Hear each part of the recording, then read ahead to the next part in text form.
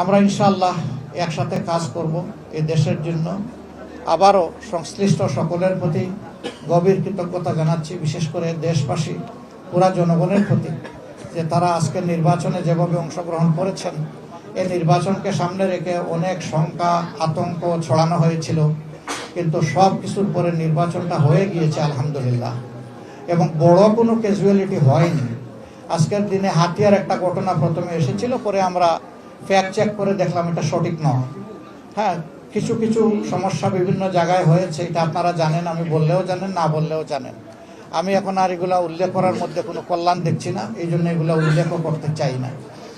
মানুষের সমাজ একসাথে চলতে গেলে ভুলভ্রান্তি হতেই পারে। এই আসনেও যিনি আমার প্রতিদ্বন্দ্বী ছিলেন, তিনিও আমার সহযোগী ছিলেন। আমরা আজকেও দুইবার আমাদের একসাথে দেখা হয়েছে। যখন আমরা নির্বাচনী এই লড়াইয়ে অবতীর্ণ হয়েছি, জয় একজনেরই হবে, বাকিরা এটা মেনে নেবে, এটাই স্বাভাবিক। তো আমরা একজনের জয় হলেও আমি মনে করি যে এটা আমাদের সকলের জয়। এবং যারা এই নির্বাচনে অংশগ্রহণ করেছেন, অন্তত এই আসনের ভালো মন্দ বিষয়ে আমি যদি নির্বাচিত হই আল্লাহ তাআলার ইচ্ছায়, তাহলে আমি তাদের সকলকে সাথে নিয়েই কাজ করবো ইনশাআল্লাহ। তাদের পরামর্শ নিব, তাদের সহযোগিতা নিব। ঠিক অনুরূপভাবে সারা দেশের জন্য বলতে চাই, যদি আল্লাহ তাআলার ইচ্ছায় আমরা নির্বাচিত হই, সরকার গঠন করার সুযোগ পাই, তাহলে সকল দলকেই আমরা সাহায্যকারী হিসাবে পাশে পেতে চাইব। এটা আমাদের আকাঙ্ক্ষা থাকবে, আমরা দিল খুলে তাদেরকে আহ্বান জানাবো।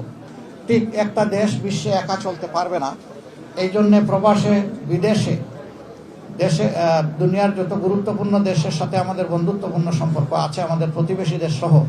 ইনশাআল্লাহ আমরা তাদের সবার সাথে একসাথে কাজ করব। আমরা হিংসার কোনো পরিবেশ যেয়ে রাখবো না। আমরা খোলা মন নিয়েই, উদার মানসিকতা নিয়ে, যার যেটা প্রাপ্য তার ন্যায্যতা অনুযায়ী তাদেরকে সেই প্রাপ্যটা আমরা দেওয়ার চেষ্টা করব। আর আমাদের যেটা প্রাপ্য সেটাও আমরা আদায় করে নেব।